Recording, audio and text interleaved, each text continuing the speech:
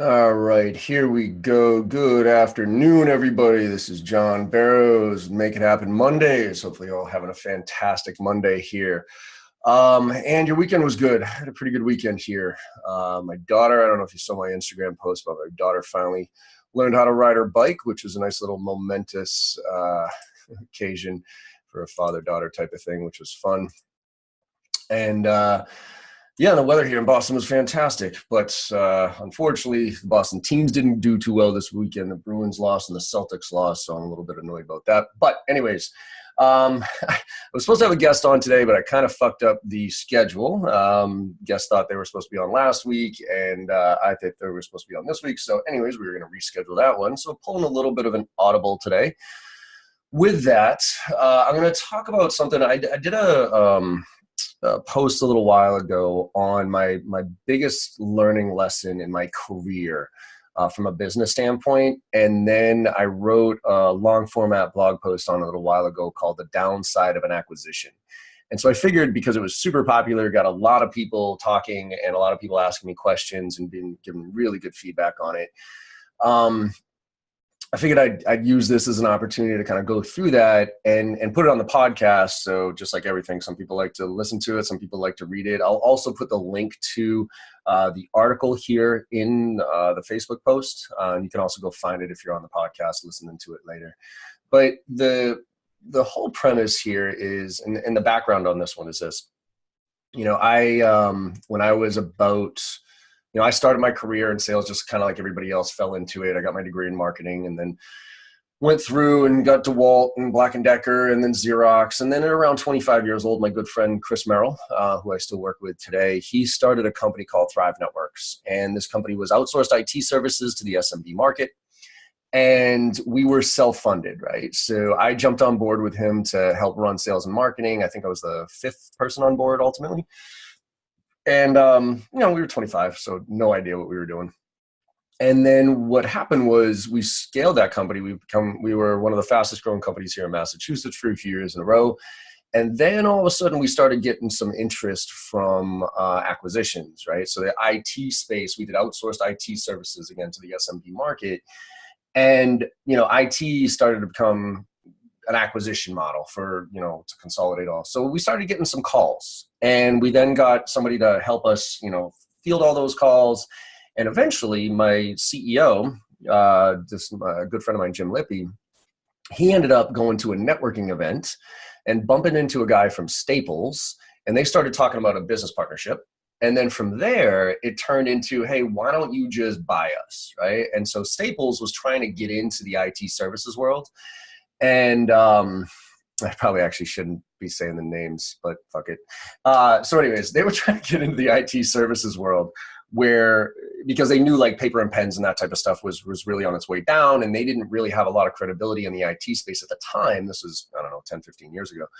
And so they figured, hey, let's buy a company to help us get into that IT services space so that we can start to evolve in that direction.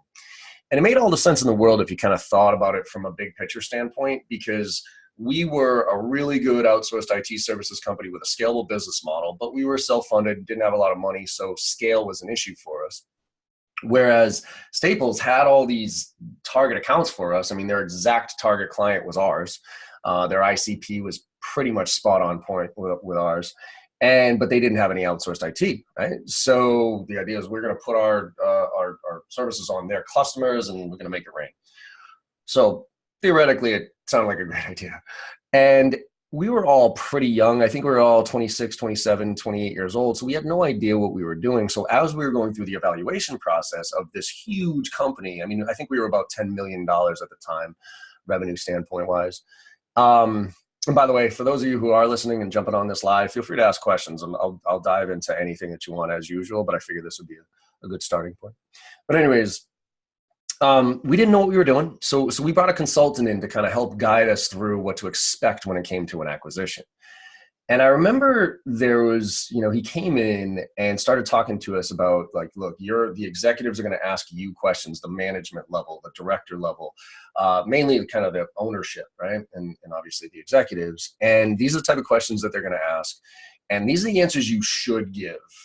And I remember listening to some of these answers going, I don't feel real comfortable with that because I don't really believe that. I was super nervous about, I was excited about the acquisition or the potential of the acquisition, but I was also super nervous about it because I'm like, I've heard horror stories of acquisitions and the company just acquires them and fires everybody and just takes their clients. And so I'm like, I definitely was apprehensive about it. But I was a minority shareholder. I owned less than 1% of the company. And so I didn't want to cause any waves. So I kind of went along with whatever we were supposed to do. And I remember there was this guy, and Jay Baitler knows this. I've written to him, and he knows about this. So Ron Sargent runs all worldwide sales, or ran all worldwide. It was the CEO of Staples, and then Jay Baitler ran the contract division of Staples, which was a $12 billion part of their organization. I mean, Staples at the time was $20 billion. Jay ran the $12 billion part of it. And that was the part that acquired us, right? So Jay was now interviewing all of the executives at my company, Thrive. And it was a one-on-one interview. Well, he had somebody else with him. And I remember going into that interview and being like, hey, I'm super excited, whatever. And Jay asked me, so John, what do you think about the acquisition? Like, give me your thoughts on what do you think? Good, bad, whatever. And I told the company line, I said exactly what I was supposed to say. I was like, oh, we're all excited. This is going to be super great. I can't wait, and I way overplayed my hand. And for those of you who know me and have been following me, I'm a pretty bad liar, because I'm about as direct and transparent as it gets, right? I suck at lying because I don't know. I'm not good at it. And I wear a lot of times my emotions on my sleeve. And so when I gave him my answer, he saw right through me, right? And even though I didn't know it, I thought I played a pretty good role there. He saw right through me. And so afterwards, my CEO sat down with him and said, hey, so what'd you think of my management team? And Jay was like, oh, it was, great. You got a really good, strong team here. I got one reservation. And Jim was like, what are you talking about? Like, who? And he's like, John's the one I have a hard time with. I'm like, and Jim at the time was like, what are you kidding me? Like, out of everybody who I would have expected you to have a hard time with, John was the least, because he's the heart and soul of the company. He bleeds blue. I was the one who stood up every single week or month and gave the rah-rah speech. We got to keep doing this team, that type of thing. And he's like, out of anybody I thought you'd have a hard time with, I think John would be the last person. And Jay was like, yeah. So my CEO defended me. He was like, no, we're holding on to John. And again, I didn't know any of this until he came and told me. And then, so then they acquired us. And I always felt like with Jay specifically that if I had just grabbed a beer with him, that we would have been able to connect much more directly, right? If I would just, hey, take the all the bullshit away and let's you and I have a conversation, I really felt like we would have been able to hit it off because we were very similar. We were very direct, and but my CEO kept protecting me, right? He was like, no, John, and not say you can't talk to Jay, but I'd really recommend you don't, because the fear was I would get in front of Jay and I would say whatever was on my mind and I would take the filter off and it wouldn't go well and Jay would fire me and then that would put us into a bad spot. So, so I didn't, right? I kind of played my role. Jim played the person that really dealt with the transition and everything else. And I was the one who, was like, all right, let me just go execute. Let me just go execute on, VP of sales stuff. And so I did. Problem there was the perception of me was already set in a negative motion from the main guy who bought us, right? I wasn't doing myself any favors to change that perception. Because again, I'm not really a corporate guy. I mean, one of the reasons I work for myself is because I really, the corporate culture of the politics and all that stuff, I've just never been able to figure that out. I've never been able to figure out how not to take the filter off and play the game, okay? At least in the corporate world. I like working with corporations, but me in a corporation, not so good. So anyways, I did my job. And for the first 6 months, I kind of put my head down and really tried to grind and make this work and whatever. And it wasn't good. The acquisition did not go well as far as the integration, specifically from the sales and marketing standpoint. Again, on paper, it made all the sense in the world for us to have this acquisition happen because, again, we were the IT, they had a scalable model and all this other stuff. But the one thing I've realized is that in a lot of companies, when they do evaluations of businesses, they look at the finances, they look at all these things, but it's rare that I see them do the evaluation on the sales process and the integration of the sales teams and who they sell to and how they sell. Because if you think about it, right, we sold outsourced IT services to the SMB market. And when you're talking outsourced IT services, at the time, this was before cloud. This was when it was on premise and servers and all this other stuff. And we were managing infrastructure, right? Servers, workstations, backup security, antivirus, all that stuff.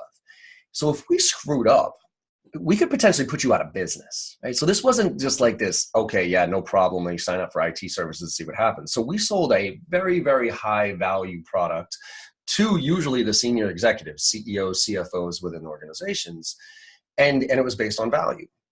Staples, I mean, their sales reps are taught to sell commodities to people who are taught to buy commodities for the most part. I mean, we actually went through a sales process with them before we got acquired, and we had a rep come in and do a mock sales call. The rep didn't know that Thrive, our company, was about to get acquired. So we set it up where, hey, have your team come in, have your best sales rep come in and sell us as a prospect, right? And like a legitimate prospect. And this guy came in and he was a good sales rep, but he defaulted always to, hey, why don't you give me your past 3 months of bills? We'll run them through our systems and we'll show you how much we can save you, right? On your pens, paper, and all that other stuff.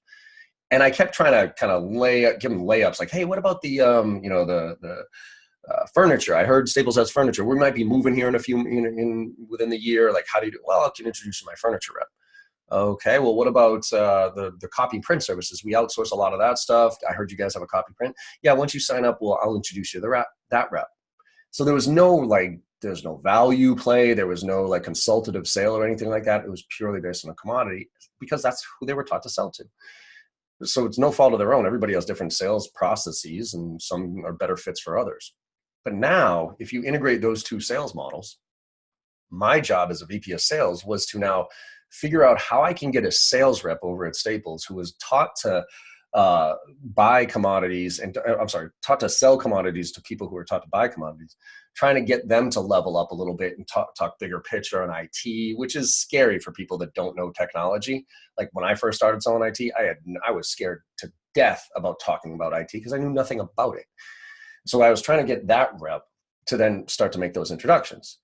So say I found one of those reps, right, who was like, yeah, I could do this. This is definitely something I can introduce to my clients. Well, now they have to introduce, IT services to their main point of contact, who's the office manager, who's, again, taught to buy based on price and those type of things.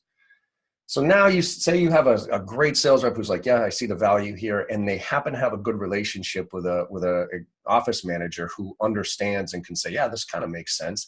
Now that office manager has to bring that to the CFO or CEO and say, hey, by the way, now Staples can manage our IT services. And it was like, and if I'm a CEO standing there going, and my office manager comes to me and says, yeah, Staples can now manage our IT services, without having dialogue with that rep who can maybe articulate the value to me. I'm a CEO, I'm a CFO. I'm like, no way am I going to let Staples touch my computer network right now, right? They're not even in that field. So no, go, save 20% of my pens. So that whole thing ended up being a disaster because I kept fighting the value fight of trying to do it. And it just didn't work. And probably a lot because I just didn't have the skill set to do it.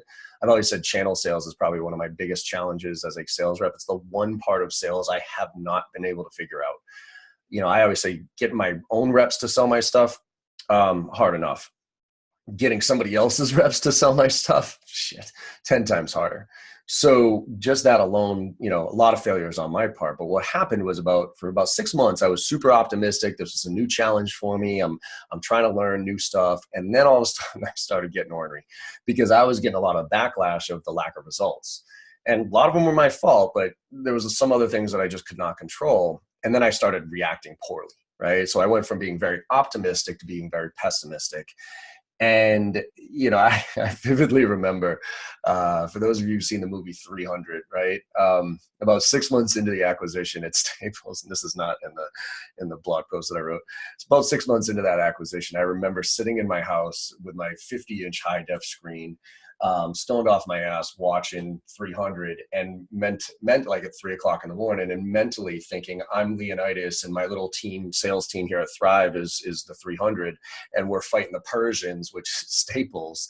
And I remember I'm like, I'm going to win despite this. Right.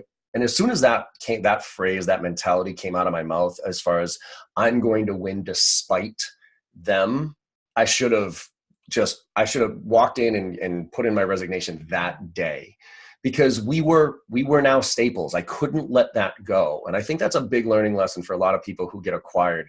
You are no longer that company. No matter how many times the acquiring company tells you, oh, we just bought you for you and we're just going to let you do your thing because that's why we acquired you.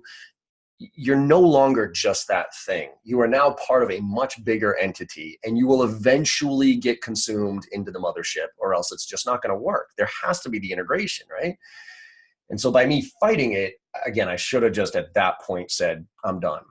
But I was super stubborn and I kept going at it. And even though I knew it was wrong, I just kept going and fighting, right? So with that, it got worse, all right? And I'll answer some of these questions that are coming up. But with that, it just kept getting worse. And eventually, Jay fired me. Now, Jim came, my CEO came in. I vividly remember it was the day before Thanksgiving, and he sat me down. He goes, John, Staples wants to move in a different direction. And I was like, what? And I will tell you, it hit me like an absolute ton of bricks, because I never really even considered anything else. I was so all in on Thrive that I never looked at a plan B. I never considered getting fired. I mean, again, I was one of the original people at the company. I bled blue.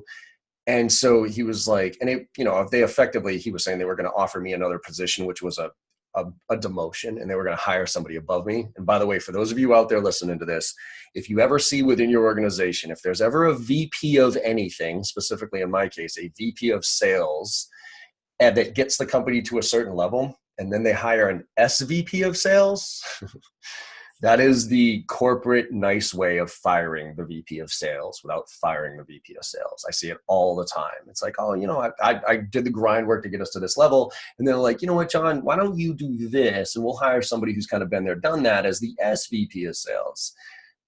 They should just say, John, you're fired. Could you help with the transition? So that's what they did. And he said, you know what, John, they're not looking to get you out immediately. And I need you to stay on board so we can transition this, because I don't want there to be just too much disruption within the business. And so he's like, look, February. So this is November. He's like, your last day is going to be end of February, if you're okay with that. And then you get some severance after that. And I remember almost losing it right there. And I left. I just left the office. I couldn't focus, obviously, because this is the first time in my life I had been purely fired, just fired from a job. And I remember driving home, and I had to pull over in the parking lot, and I just lost it. I ended up crying. I was like, I can't believe I actually called my buddy Chris and was like, dude, this is what just happened. What the fuck, all this other shit, right? And I was devastated.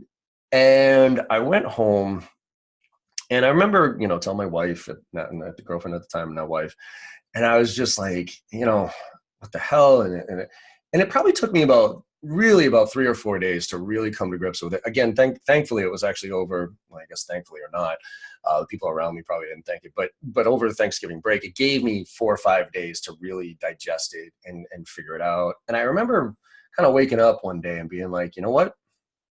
Yeah, I'm almost glad that they pulled the trigger for me, because I don't think I ever would have done it. I would have buried this. I would have gone until it was done. And I never really, even though I knew it was wrong. And so, fast forward, we transition, I leave, February comes and goes. And then afterwards, what I did, and this is another big learning lesson. This was where the biggest learning lesson came in my entire career. I reached out to Jay Baitler, the guy who fired me. And I said, Jay, would you be open for my own personal and professional development? Would you be open to just me taking an hour of your time and just ask you some questions about what happened, so I can understand, so I can just learn from this and get better? And what's that? It's called, by the way, as it relates to training, it's called the walkaway close, the doorknob close, or some people call it the Columbo close, which is after you lose a deal, that's the hard part though. So the psychology around this is when somebody says, sorry, John, we're going in a different direction, or we've gone with your competitor. That was the hard part, right? When they told you that was the anxiety part of them saying, sorry, we're not going with you. And so now their guard's down a little bit. And then when you come at them and you say, hey, what's the real reason we lost? Hey, for my own personal professional development, what's the real reason? Because usually they'll tell you, oh, you were too expensive, some surface level, whatever, just to make you go away. And then you say, well, what was the real reason? And that's a lot of times where they'll tell you, well, you know what, John, we had previous experience with them, or, they did this or whatever. My CEO just loved whatever. It's like, oh, okay. Now the sleazy sales rep approach to that closing technique, if you will, is when they tell you that, whatever the real reason is, then you spin it back on them and you're like, oh, no, we can do that or whatever. You try to resell it. That's the dirtbag sales rep way of dealing with it. I use the doorknob close as really genuinely to understand what happened. So even to this day, if I lose a deal, if it's a deal that I really thought I won, because now 22 years of sales experience, I got a pretty good threshold of where I think I am with a situation and whether I'm going to win it or not. And so if I lose one that I thought I was going to win, I'll reach out to that client and say, hey, for my own personal professional development, could I just get 10 minutes of your time just to understand what really happened here? And I'd say probably 1 out of 10 clients says yes, but man, the value that I get out of that one conversation is worth more than the commission would have been off that deal, because I get deep insights and that can make it so that I can sell better moving forward, right? So that's what I did with Jay. And when I tell you he was more than enthusiastic, he said, absolutely, first of all. And then second of all, when I showed up to his office, he was like, John Barrows, get in here. And I'm like, I was a little bit worried, and he was like, you know what, before you even get started here, one of the things I wanted to tell you was, the fact that you reached out to me and asked for this feedback tells me more about you than I knew in the year of working together with you. He's like, one of my favorite things to do is mentor young leaders and all this other stuff. So come in here. You have an hour of my time. You can ask me whatever question that you want. And I treated it just like a meeting with a client. So I prepped for it. I had my questions and all this other stuff. And I said, Jay, I got 10 questions for you. You can be as open and candid as you want, or you don't have to answer them if you don't want to, but I really appreciate it. He said, I will answer any question that you want. And that was by far and away, by the way, the highest value. It was the best hour of business I've ever spent.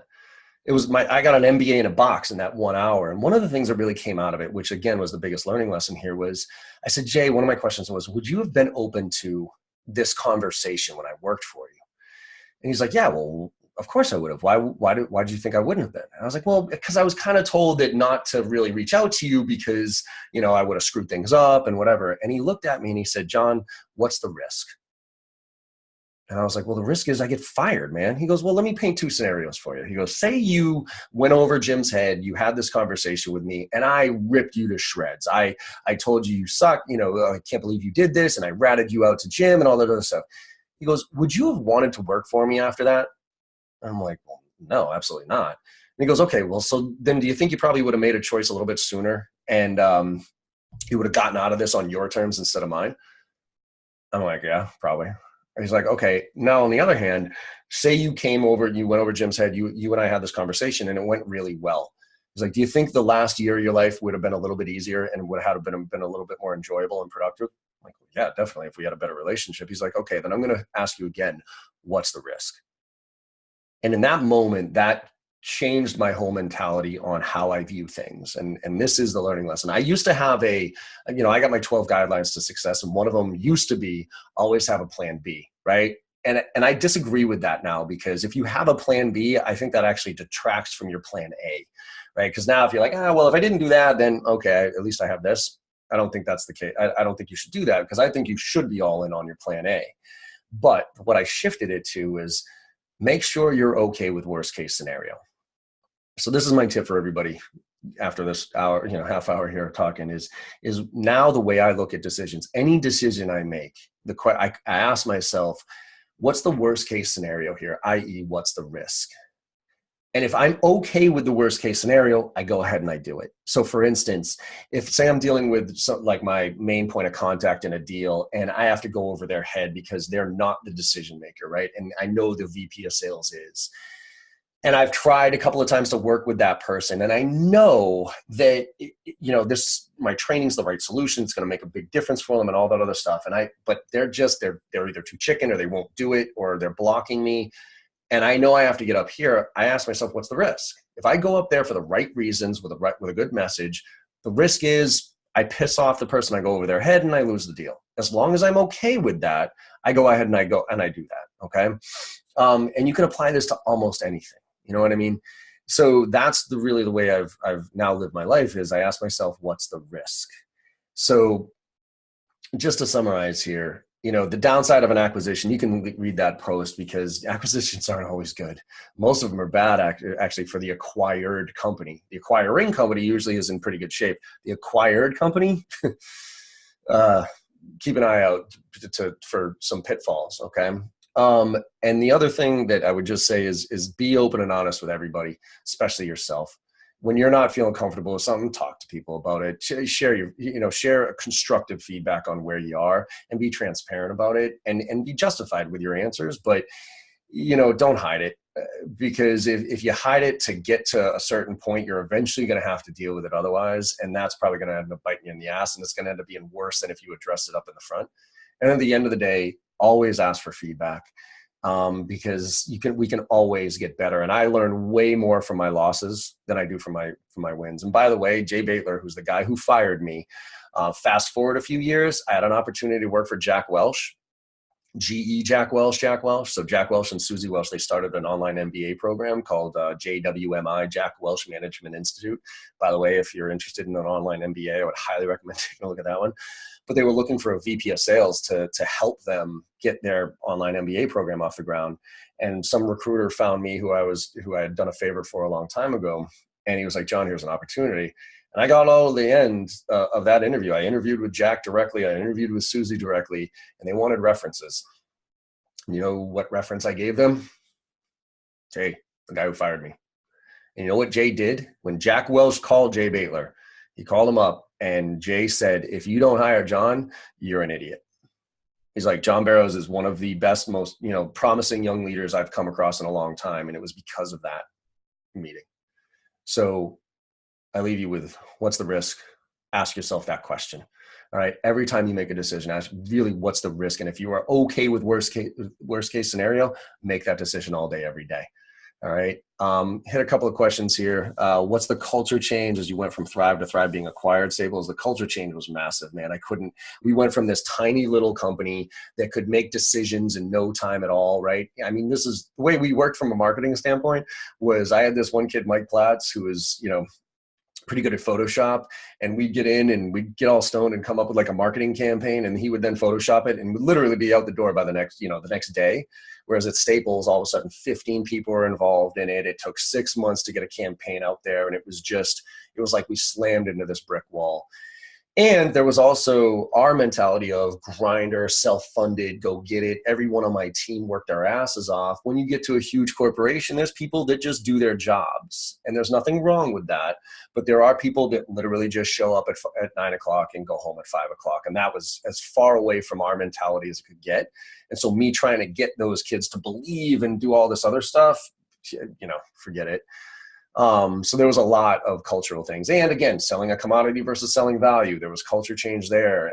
I was the VP of sales, and any one of my reps could come and talk to me. Whereas at Staples, there's 45 layers of people to go through before you can get to, somebody with power. And that's where, Jay, every time I had a conversation with Jay, we were spot on, or, in his leadership, like we were pretty on point. But then as it filtered down all the way to the ground floor, I realized that unless Thrive was something literally that they were being measured on. My biggest recommendation on acquisitions is make sure that you get into the comp plan. Let's put it that way. Because I actually paid sales reps more to just introduce me, literally pick up the phone and say, would you take a call from our new partner, Thrive Networks, blah, blah, blah.